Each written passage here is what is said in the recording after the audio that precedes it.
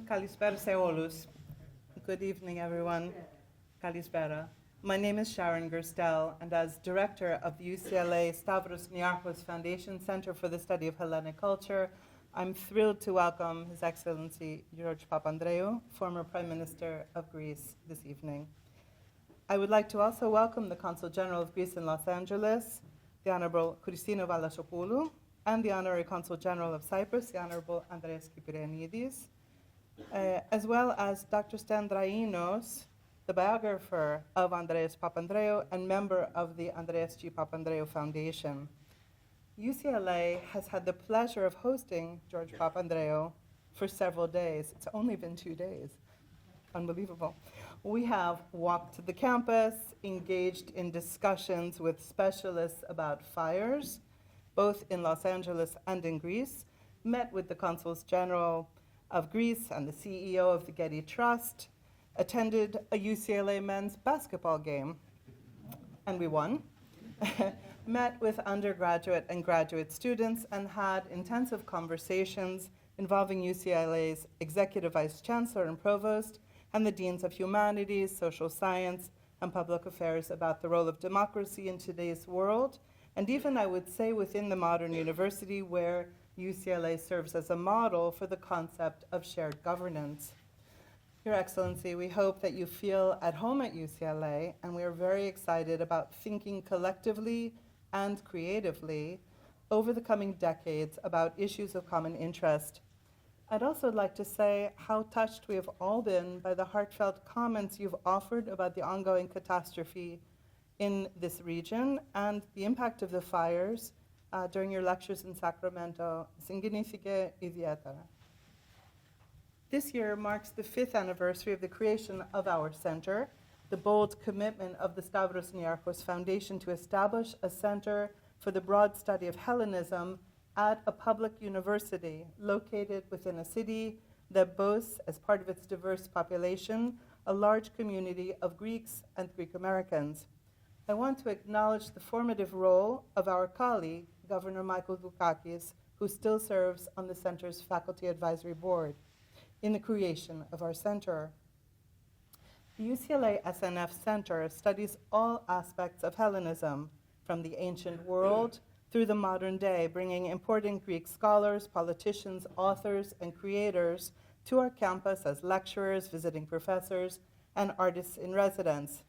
Located within the Division of Humanities, our center is partnered with the schools of music, theater, film and television, law, social science, and other divisions to bring innovative programming to our campus and to our community, hosting events both at UCLA and at other universities, churches, and cultural foundations in Southern California, Canada, and in Greece. Let me provide just a few examples of the kinds of activities we sponsor. Within a single year, in collaboration with Sacramento State University, we hosted a large conference of scholars and policymakers in Athens on the topic of climate change. And I should note that our keynote speaker was Andrikos Papandreou. A virtual conference, Heritage at High Tide, Archaeology and Climate Crisis in the Eastern Mediterranean, and upcoming in late March, we will be hosting Father John Chrysavis, advisor to the Ecumenical Patriarch on Environmental Issues, who will be speaking at St. Sophia Greek Orthodox Cathedral about Greek Orthodoxy and climate change. Our close partnership with the School of Public Affairs has resulted in a series of public conversations with Greek mayors to discuss issues of infrastructure, migration, and governance, what we might call local democracy. Beyond the walls of UCLA, the center also serves as a hub for the Southern California Greek community and coordinates scholars of Hellenic studies across the West Coast of the United States and Canada. And at the same time, our center forms a bridge between Los Angeles and Greece, and we're deeply engaged in public impact projects in Laconia, in the villages of Geraki and Vamvaka, and on the island of Lesbos. Our faculty and students work across Greece, in Prespes, in the Athenian Agora, the bastion of ancient democracy, on Mount Athos, in the Pindos Mountains, in Crete, and in Mani. As a Hellenic center, ours is unique in having both a university focus and a public face, in that the center furthers UCLA's emphasis on public impact research and my own division's focus on public humanities. And of course, the success of our center rests on UCLA's strong foundations in the study of Greece through the works of such important scholars as Milton Anastos, Theodore Saloutos, and Spiros Rionis Jr.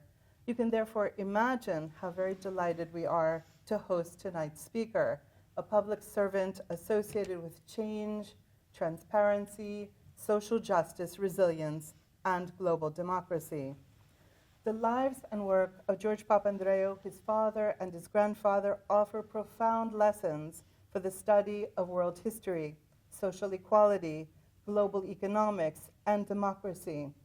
Indeed, Mr. Papandreou's father, Prime Minister Andreas Papandreou, once said, quote, "If Greece had gone through a very normal political life, I may not have been in politics.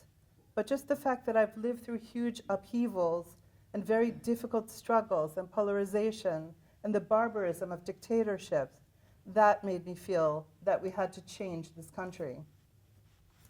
I think if that statement were to be extended by today's speaker, he would add the entry of Greece into the European community and the financial crisis to the list of struggles that required bold governance characterized by decision-making that was necessary but not always popular.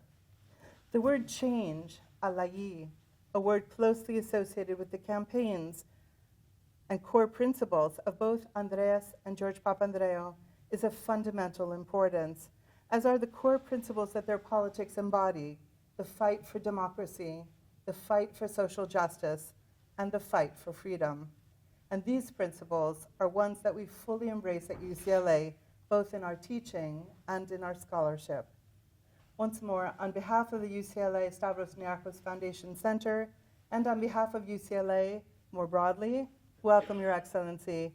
And I'd now like to ask my dear colleague, Anastasia Lukaitou-Sideris, Dean of the UCLA Laskin School of Public Affairs, to offer a more formal introduction. Thank you.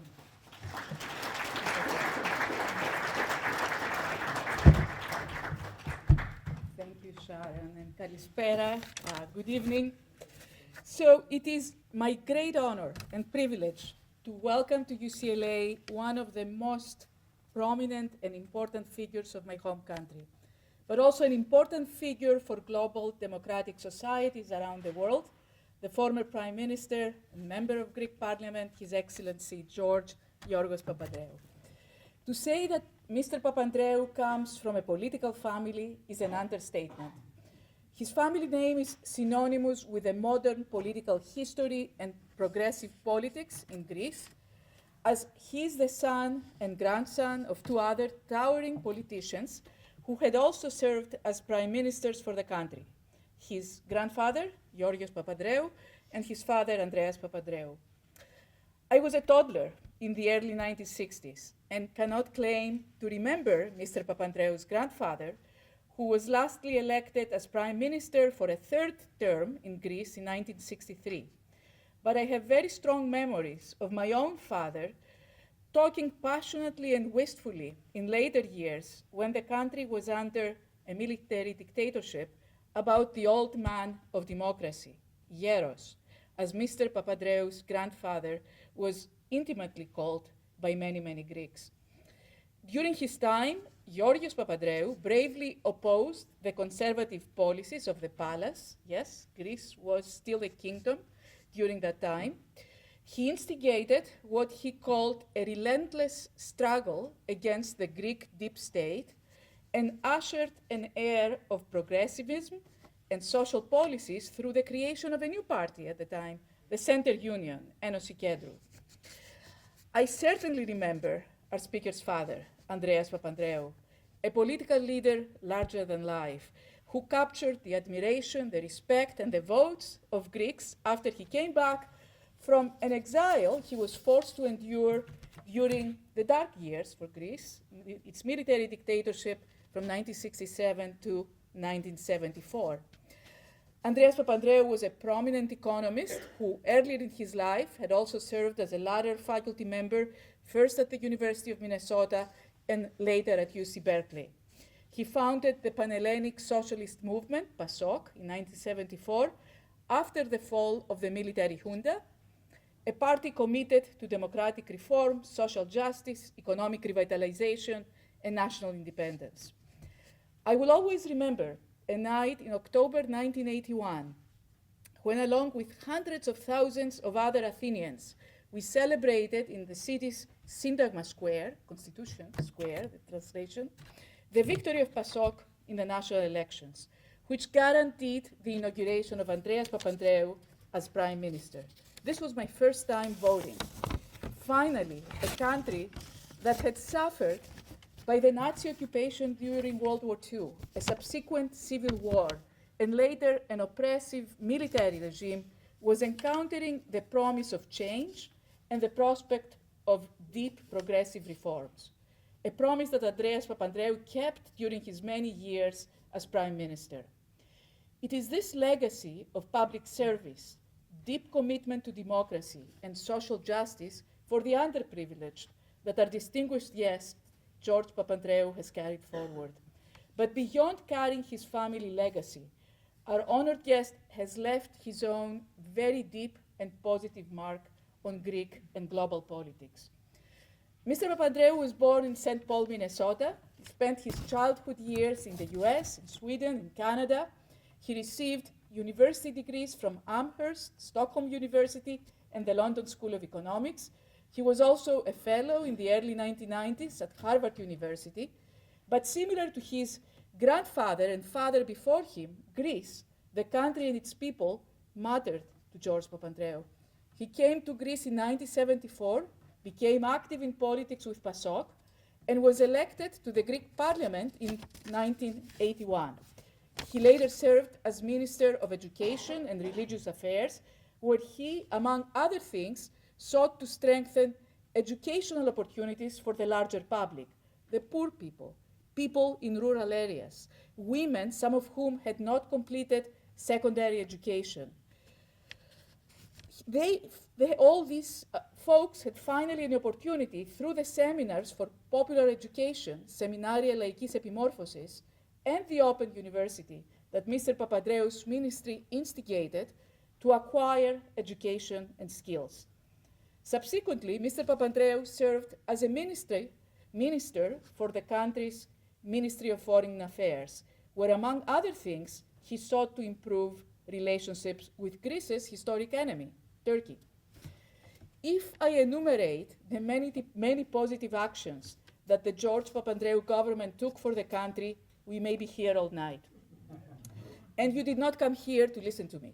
So I will briefly refer to the qualities of his leadership, giving a few examples. Transparency, government accountability, and public participation. Mr. Papandreou's government established an open government digital platform, the Avia, we were talking about that earlier today, allowing for the public to get informed about any and all governmental decisions, about the expenditures of the state, and better giving the public the opportunity to better participate in government affairs. Fostering a government responsibility to protect the environment through the adoption of green policies, alternative energy efforts, and environmental protections as a proactive response to climate change.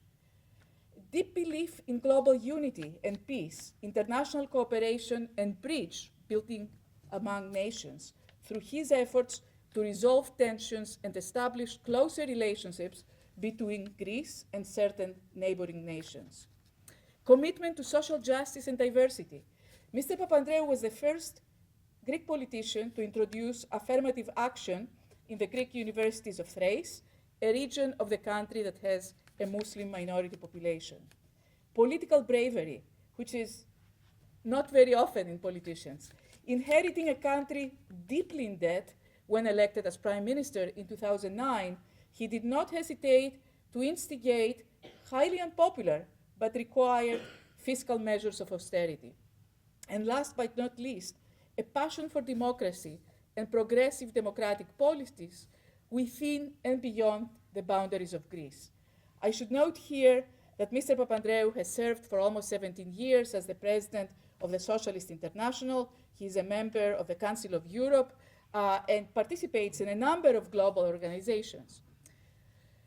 Your Excellency, I want to note that your long-held values of unity, peace, social justice, diversity, and democratic policies align very well with our values here at the nation's best public university, UCLA, and my own school, the Laskin School of Public Affairs. Thank you very much for visiting us. So please join me in welcoming the Honorable former Prime Minister of Greece, Mr. George Yorgos Papandreou.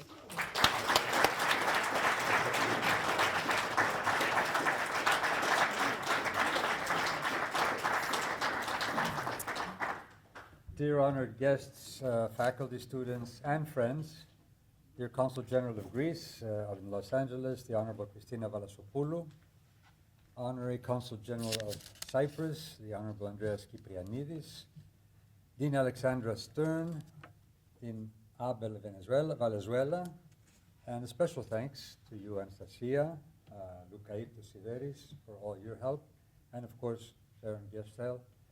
Many thanks to you with who you have tirelessly put together this comprehensive itinerary with the academic community, students and faculty, and took me to a great basketball game too.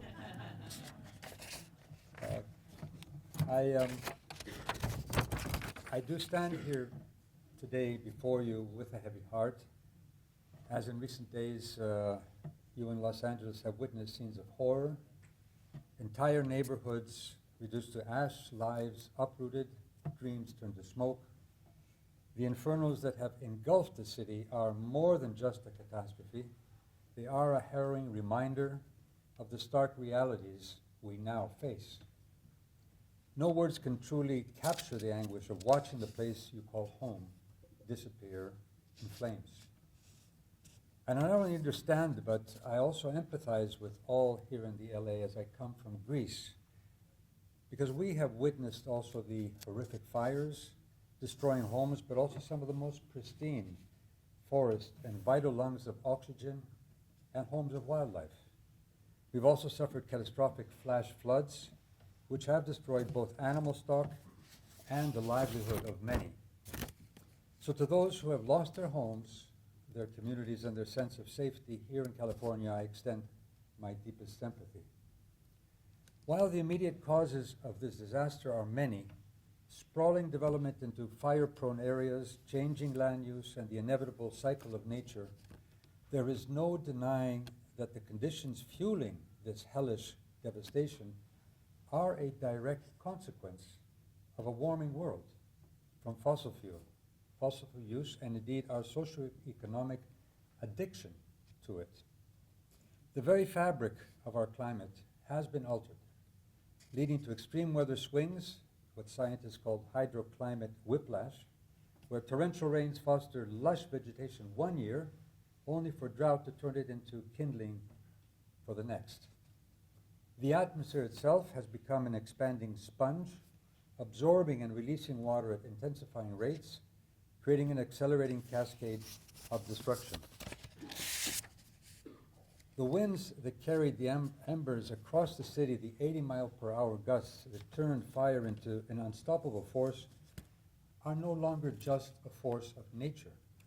They are apocalyptic warnings, warnings that are on a tipping point where calamity is no longer a distant threat, but a lived reality. Apocalypse, a Greek word. In fact, it means revelation. So what more needs to be said? How many homes must burn before we act?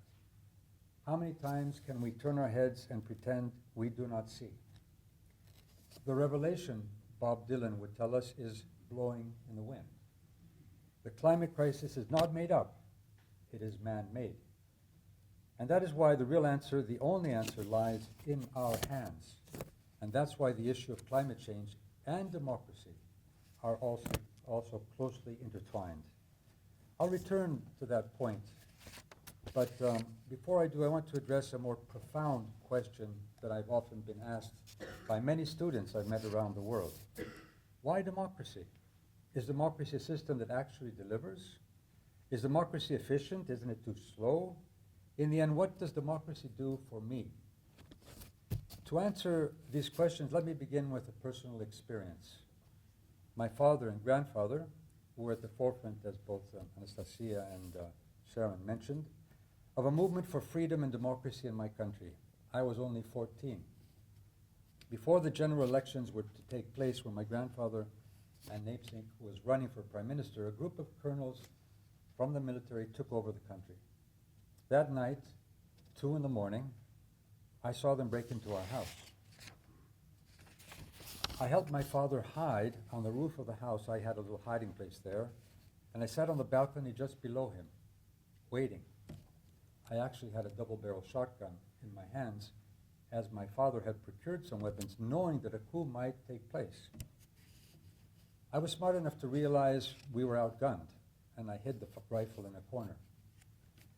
After having searched the whole house and terrorizing the rest of the family, the military squadron opened the balcony and found me.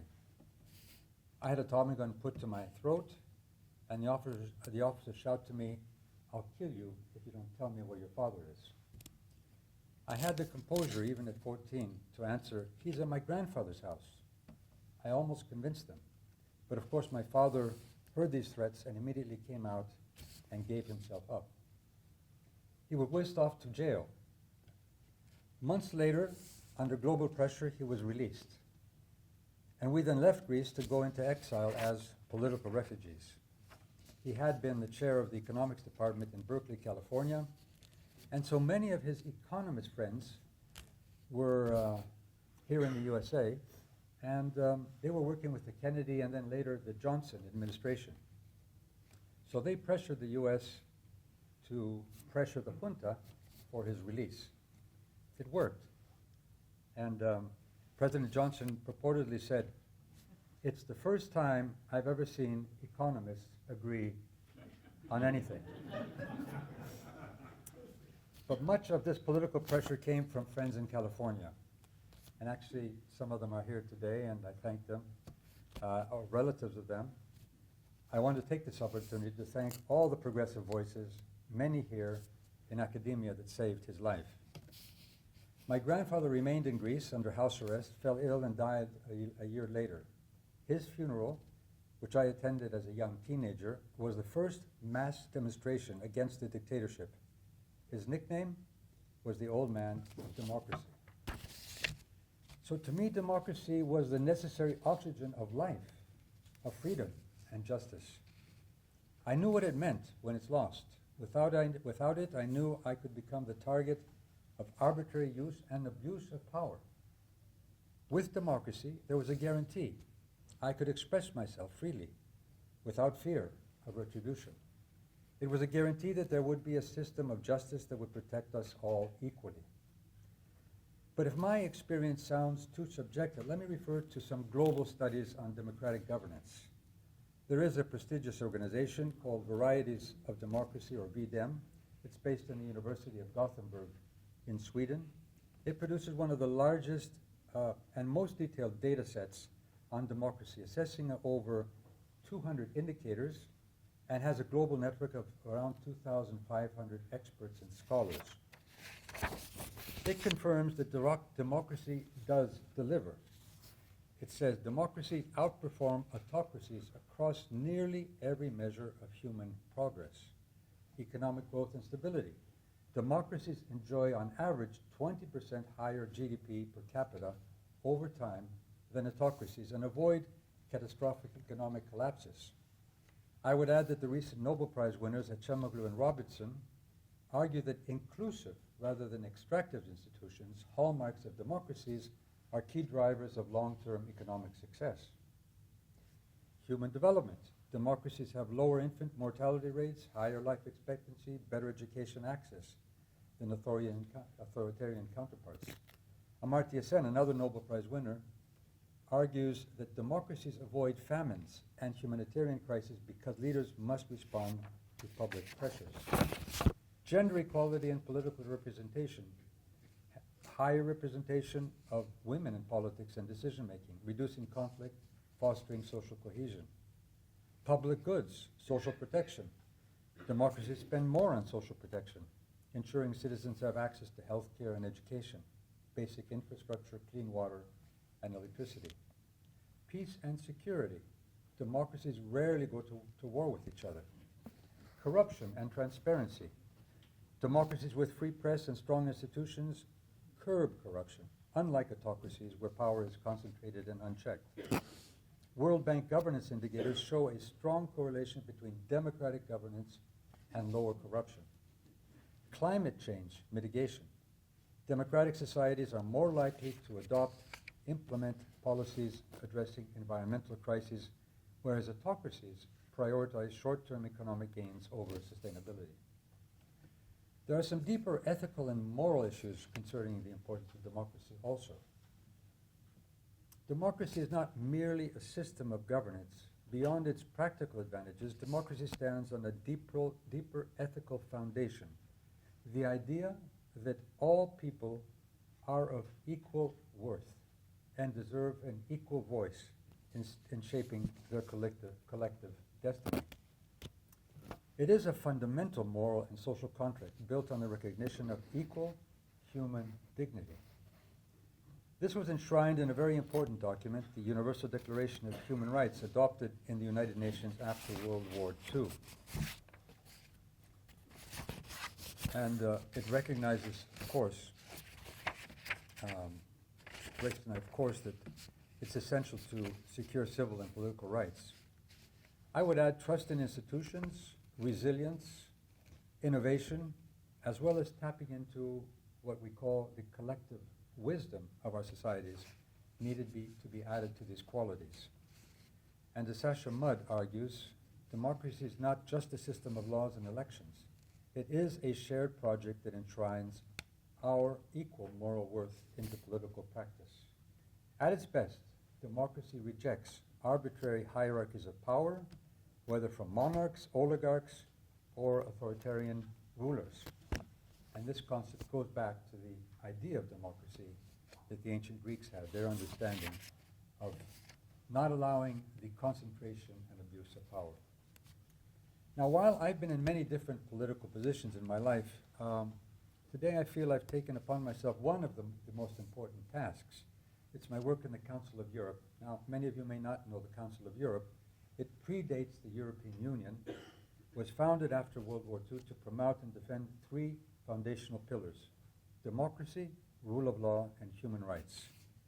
It's the Supreme Court of 46 nations, member nations. It's called the European Court of Human Rights. And it tracks, monitors democracy in every member state, as well as reports on issues such as gender equality, AI and democracy, peace and democracy, and much, much more. Today, I've been mandated from the Parliamentary Assembly of the Council of Europe to be the General Rapporteur for democracy. So I have, in essence, been asked or tasked to report on the condition of democracy in Europe, implicitly worldwide, and to seek out the answers to both why democracy is backsliding, not working, if you like, for many, and what possible paths we can take to restore it.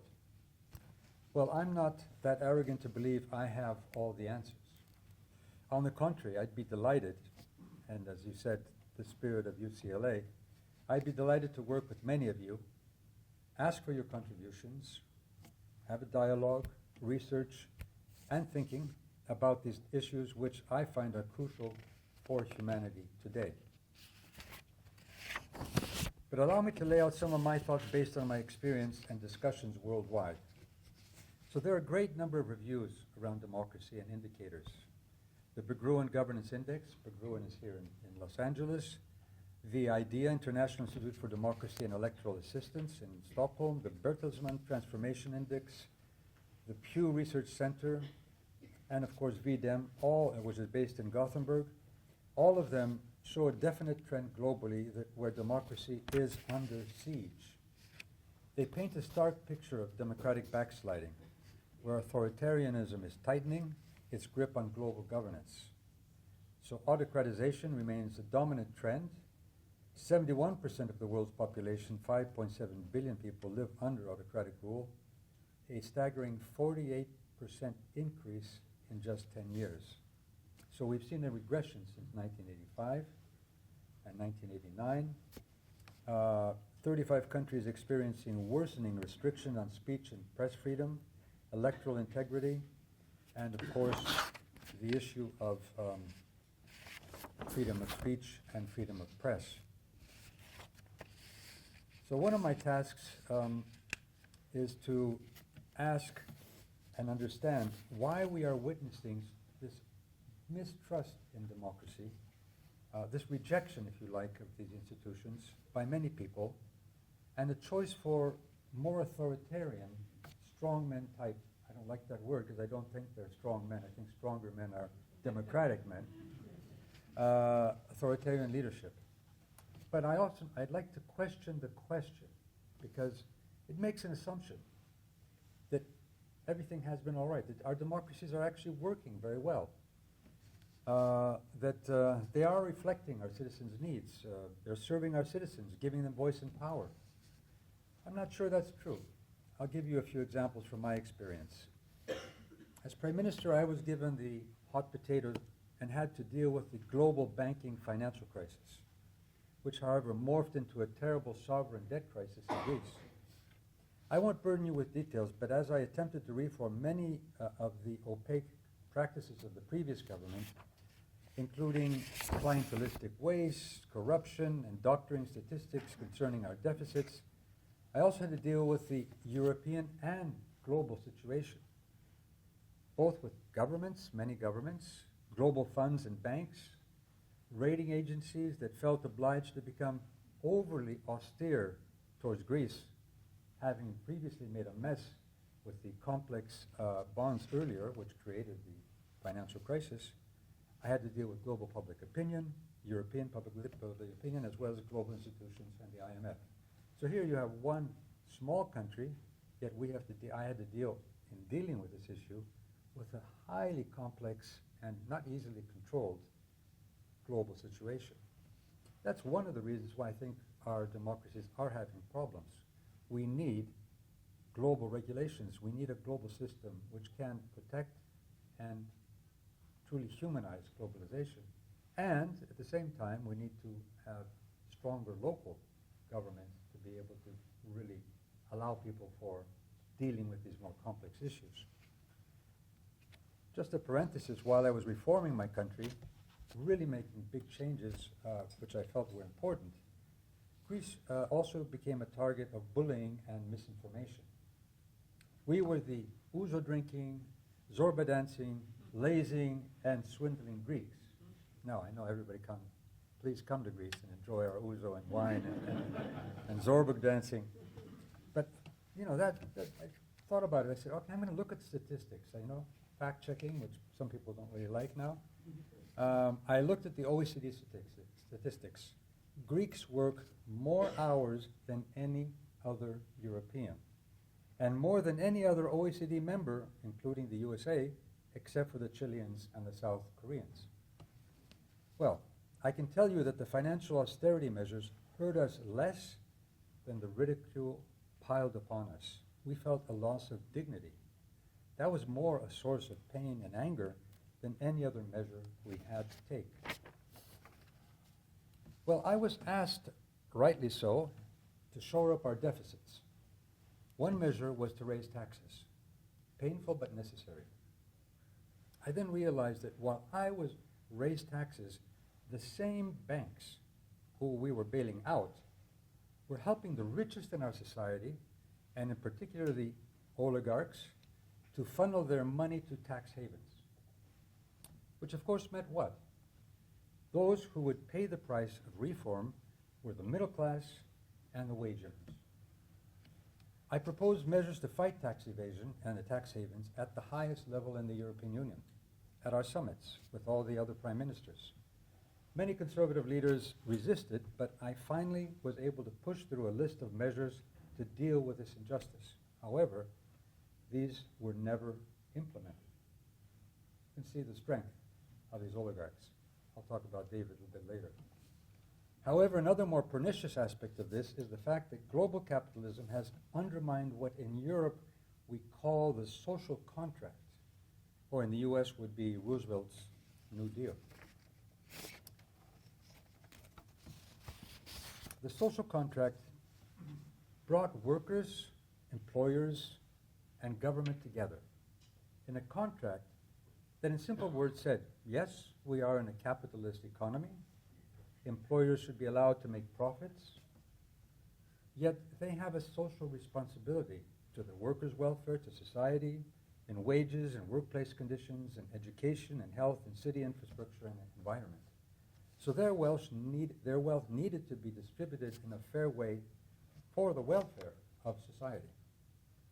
With globalization of capitalism, capital was able to escape its responsibilities to its own society. Tax havens or cheap, unionized labor in poorer countries had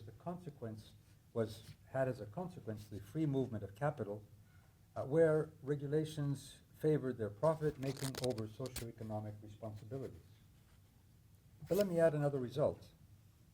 A recent Oxfam report titled "Takers, Not Makers" highlights a huge surge in global wealth inequality. In 2024, billionaire wealth increased by 2 trillion, averaging 5.7 billion per day, a growth rate 3 times faster than in 2023. And even during the recent pandemic, while billionaires saw their wealth increase by over 3.9 trillion globally, millions fell into extreme poverty due to job losses and rising living costs. This is not only unjust, it affects our societies and our democracies in many ways. Oxfam has also published a recent report on oligarchy and how the power of these oligarchs has been a major impediment to any effective policy on climate change measures. And this is where democracy and climate change are linked. The concentration of wealth is, in fact, also a concentration of power. And this power comes back to national government and society, and it is used to influence, undermine, or capture our democratic institutions. I've seen it in Greece. I've seen it with our oligarchs, how they could control and influence. I've seen it around the world. The financial crisis in Greece, to me, was more a crisis of our democratic institutions having been undermined by our oligarchs than one of some more particular, or than sort of like particular financial miscalculation. So I just wanted to welcome David Lingelbach, who's here, with his co-author Valentina Rodriguez Guerra from Colombia. Have recently written a book, The Oligarch's Grip, and we're working together to actually have a big conference on the oligarchs, and I think it's very timely when even former President Biden now has been talking about oligarchs. But I'll tell you what happens with this. Lobbying, money in politics, or outright corruption has been the result. Influencing or buying up politicians, judges, police officers, buying media outlets, buying football teams, creating private security systems, and buying up, as we have seen with our dearest friend Elon Musk, whole digital platforms. And that's of even of greater importance when you think that our public space where we have our dialogue is actually the rules of engagement are actually controlled by some private person and a billionaire who does what he wants. Let me highlight some points from a report I recently wrote in the Council of Europe about Europe, which is grappling, as in the United States, with a multitude of unprecedented regional and global challenges. The global financial banking and debt crisis, which has led to economic downturns, increased inequalities, and weakened welfare systems. And this, of course, has diminished trust in government. Globalization has, in some areas, reduced poverty, particularly, for example, let's say in Asia and in China, but it has also intensified inequalities. This is further complicated as global market forces are increasingly determining individual incomes, but political decision-making still largely occurs at the national state level. This is also, as I said, accumulated concentrated power through lobbying or corruption. It has created a dim outlook for younger generations who see a worse future than their parents. Despite humanity's immense wealth and technological prowess, and this, of course, has sparked anger and frustration. Social media and artificial intelligence in politics, as well as control by a few oligarchs, replacing the public space. This public space where we used to meet, the town halls, and it's a digital public space. It's not only their control, but it is the, as I said, the rules of engagement of how we converse with each other. They decide, with these algorithms, how we converse with each other. It's very different when we are on, in a live conversation, because we have different rules of respect, of a sense of belonging, or a sense of, or even of a difference, than having these algorithms decide what they will provide as far as information, and the extreme that they will create in these discussions. Other issues, of course, related to immigration, refugees, national identity, and Europe's role have become contentious and divisive. There are other issues: multilateralism, geopolitical conflicts, rising concerns over what artificial intelligence will do. As I said earlier, of course, environmental and climate crises. What all these together, if you think about, have contributed is a sense of vulnerability, of injustice, of powerlessness amongst our citizens. Astra Taylor, a Canadian author, points to the deep sense of insecurity and loss of control by citizens that also affects their sense of self-worth and dignity. And often, when you do feel this insecurity, who do you look for? You look for a father or father figure to protect you. So this is where we often, our knee-jerk reaction becomes both isolationism, but also sort of authoritarianism. So it's evident that our political systems are facing both unprecedented and complex challenges. Frustration, injustice, insecurity are driving us to favor what was called decisionism, which was a word then to, in Germany,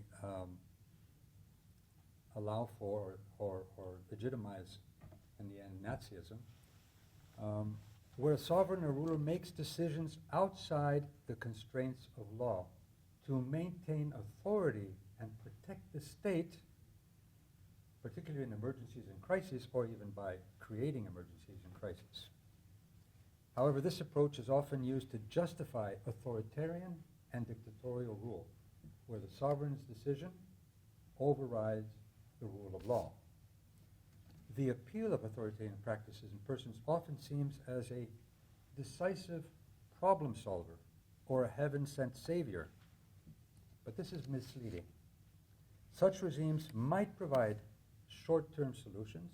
You may even have someone somewhat inspiring, but ultimately they leave societies more divided and ill-equipped to handle the ongoing and their true challenges, or more profound transitions, as the transition we're talking about to a green, sustainable, carbon-free society. Authoritarianism creates an illusion of efficiency, but fails to deliver sustainable, inclusive solutions. It exacerbates existing socioeconomic problems and reduces a society's capacity for dialogue and consensus. In essence, this authoritarianism, or decisionism, may appear effective, but it undermines democratic institutions' rule of law, leading in the end to long-term instability and deepening societal issues. It also lacks the substantial checks and balances and deliberation, which easily leads to wrong decisions, which can be disastrous. Well, drill, baby, drill might be a real disastrous decision. I think it is. More often than not, existing socioeconomic problems deepen as polarization sets in, and the capacity of a society to discuss and find consensus and solutions, therefore, around issues is limited, if not lost. And the greatest risk lies in replacing our trust in democratic values and institutions and in our fellow citizens with the trust in the so-called strongmen. This shift inevitably leads to democratic backsliding and the erosion of human rights, the substitution of rule of law with the rule of the powerful, and increased political polarization within and between societies. Fatalism, rejection of politics, even violence replace constructive, democratic, and inclusive problem solving. So is democracy not working, or is it that fact that democracy needs to be liberated from the shackles of the powerful, which have now undermined and controlling? We politicians, sometimes we're elected, people think we have power. Well, more and more, I would say, we have less power than people really believe, because there are others that either control or influence us or substitute us with their own lackeys. So we're faced with a stark choice. Either we go down the road of authoritarianism, or, as I believe, we need to liberate and rethink democracy, liberated from the shackles. If democracy is to survive and thrive, it must be redefined, revitalized, and re-innovated, so that we ensure that power is not concentrated in the hands of a few, but is truly in the hands of the people. This means rethinking even our economic models that have failed the majority, ensuring fair migration policies that foster integration rather than division, making the green transition truly equitable, and rebuilding trust in democratic institutions. Most importantly, we must remember that democracy is not just about elections, but about shared responsibility, a civic burden that demands engagement, compromise, and respect. And the future of democracy will not be decided by those in power alone.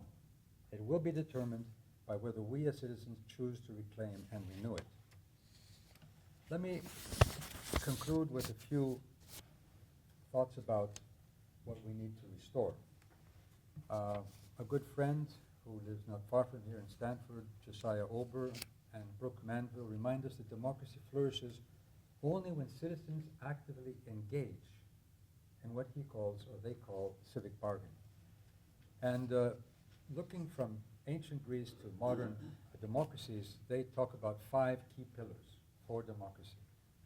Civic rights and duties. Democracy is not just about freedoms, it is about responsibilities. Secondly, collective self-governments. Democracy is strongest when people govern themselves, not when power is concentrated in the hands of a few. And it requires spaces for dialogue, negotiation, and shared decision-making. Spaces which have the type of rules which help dialogue and not hate speech. The ability to deliberate and reach consensus is not a weakness. It is the very foundation of democratic resilience. Third, compromise and civic friendship. I would refer to one of the most ancient dialogues between Socrates and Gorgias. Gorgias would say, the purpose of dialogue is to win. Let's win. It's just for power. I will teach rhetoric. I'll be the spin doctor of the time. I can make black look white and white look black. I can convince anybody, as long as it helps me gain power. It's a thumbs up or thumbs down that the Roman Caesars would show with the use of power. And we have this in our social media platforms. It's more of a power game than it is a real dialogue. Well, Socrates was saying, no, it should be respect for each other and a common search for truths and a common search for solutions. So not winning, but serving and finding solutions together. Democracy is not about vanquishing opponents, but about finding common grounds. When politics becomes a zero-sum game, democracy dies. True democratic strength lies in the ability to engage with those we disagree with, to recognize their humanity, and to work towards solutions that benefit the whole. Fourth point, civic education. Education is absolutely necessary in our schools. teach us for professions, but they don't teach us to be citizens more and more. We are lacking this. I think this is of great importance. But of course, learning about citizenship is not only through schooling, but through participation itself. Active participation, as John Dewey would have said, or has said, by saying democracy is actually learned through experience. Daily experience and daily participation. An adaptive evolution, democracy is not static. It must evolve.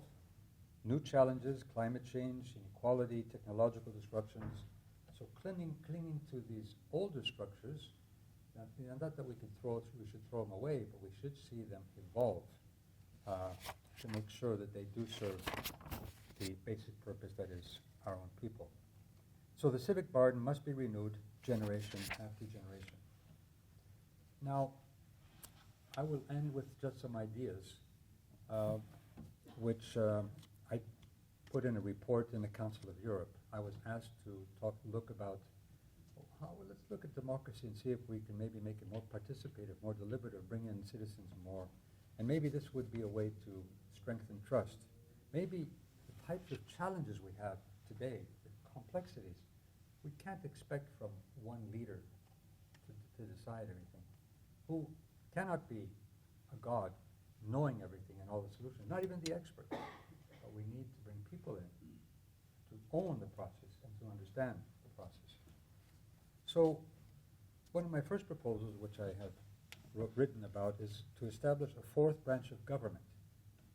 It would be a permanent citizens' assembly. So you would have the executive, you would have the legislature, you would have the judicial system, but you would also have the deliberative system, where all the issues would be deliberated with the citizens. Well, I tried it initially in Greece. We called it wiki laws. So we put our laws on the web. The law would be brought by the minister or the cabinet minister. They would bring it to our cabinet. We would talk about it, make our ideas or changes. We would put it on the web, and then for a period of time, we would say, okay, we want our citizens to actually come and make changes, proposals, and so on. Then they would come back to the cabinet. We would talk about all the proposals our citizens made, and then it would go to Parliament to be legislated. Now, this can be done in different ways. In Belgium, Ireland, and France, they use a model which we were talking about with the dean here about the juror system, and Alexandra, yes? And but that comes from ancient Athens. Random selection of citizens in a representative group, so a mini public, and tasking them to actually think about the problem and come up with a solution. What it was it meant that every class, every ethnicity, every group was represented in one way or another, which they wouldn't normally be together. They might live in different neighborhoods, have different interests, and so on. But this was a real representative group. They did it in Ireland to deal with a big, difficult issue, Catholic country, on abortion. They came up after 6 months with a proposal to change their constitution. They went to a referendum, and they actually did. And they legalized abortion. So this is one way of bringing in more participation with citizens. Participatory budgeting, direct citizen control over public funds, where before we go to a budget, we have our citizens decide what are the priorities. It started in Porto Alegre in Brazil, but it's been used now in many towns, cities around the world. Digital democracy and AI-assisted deliberation. So let us assume we have an electronic agora, like the ancients had the agora, where it was a marketplace, but also a marketplace of ideas. Couldn't we have all our laws put there, have debate, but have algorithms which are transparent, actually legislate them to make sure that these algorithms don't create divisions and hate. They allow for good debate, and at the same time, they also show where there can be compromises, where people can find common solutions. And they can be informed by experts and so on. And there's people that would be on this Facebook, this if you want, or whatever, or Instagram, or whatever other government or fourth branch, they would be with their name, and they could multiply as bots. So everybody would have to talk to each other. No cocooning. This would be a way to really give greater voice to people. And of course, there are many other possibilities we can use, like blockchain, to ensure voting is done well online. If it's done online, some countries use it, like in Estonia. And of course, issues more algorithmic types of issues, which would be simply banning unlimited corporate donations to lobbying, introducing wealth taxes on the billionaires, requiring full transparency in political advertising, restoring democratic education and media, public service media, creating, I would say, a new democratic social contract. Because if democracy is under siege, we must not merely defend it, we must reimagine it. And the challenges of climate change, inequality, and technology demand a new vision of governance, which expands citizen participation beyond elections, tackles economic inequality, and ensures democratic institutions are transparent, accountable, and responsive. I will finish by saying that these are some ideas, but politics in the ancient way, the way the ancients thought it, was not what we have today of polling and tweeting and sound bites and looking for donors. It was actually to expand our imagination of a better future. The ancient Greeks said, we don't need tyrants to tell us what to do. We don't need monarchs or kings or high priests. We can decide our future. Therefore, we can imagine a better future. So politics, which means being a good citizen, means that we can collectively think of a better future. But imagination means, let's open our imagination. Let's be open to new ideas. And democracy was simply an innovation to make sure that it allowed for people to use their imagination and not have somebody hold power and not allow them to be part of this imagining of a better future. So let's think of democracy and politics as innovation. Because we think of innovation, we talk about technology, innovation, industry innovation, R&D. Actually, politics is highly innovative, should be a highly innovative subject or area of work and thinking, where we are trying to do the best through innovation for our citizens, for our societies, in face of new and growing challenges.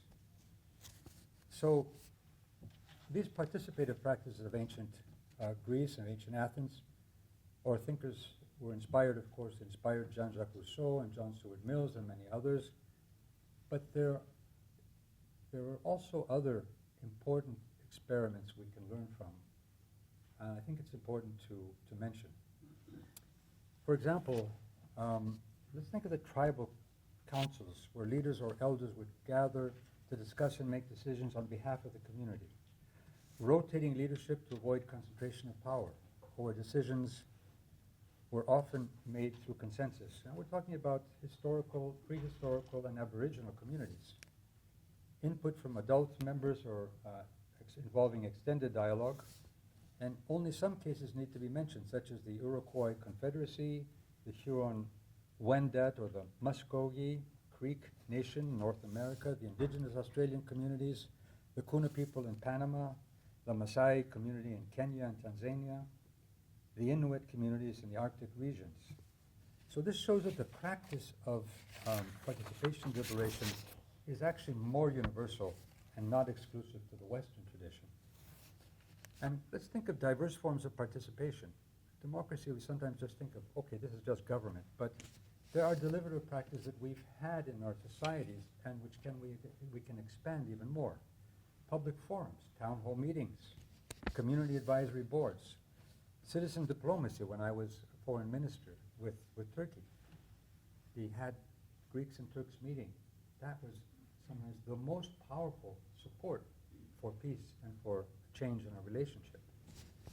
Employees board representation or worker-owned enterprises, which self-management. You have worker representation on boards in many European countries, and self-management is also something that you have examples of even in the United States. Cooperatives, producers, workers, or consumers. Investment clubs, where local groups engage in collective investment.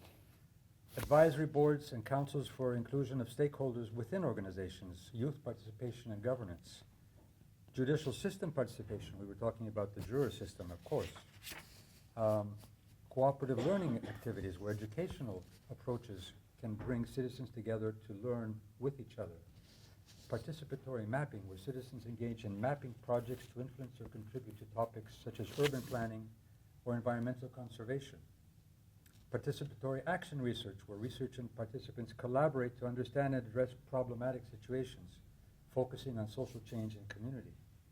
Hackathons, e-petitions, crowdfunding, crowdsourcing platforms, social media platforms used for political mobilization and public opinion expression. Let's even think about social media platforms. Well, you know, people say that in all these social platforms that data is the new oil, and we are the product. Our people are our product. Well, if we are the product and we produce this, why don't we own these platforms? Well, maybe we should not be simply users, but stockholders in these platforms. Wouldn't that be an interesting experiment, have global stockholders of billions of people? Now, how we would decide the management, how would we vote on or create, or would it be decentralized? These are interesting ideas. Or maybe we should have users on the board of these companies, these platforms, to actually say what they think should be the rules of engagement. But what I'm saying basically is we need to think and use our imagination, our democratic imagination, and to see how we deal with the questions of today. In closing, democracy must evolve into a system not controlled by elites, but into a shared project where power is truly in the hands of the people, of course in an organized fashion.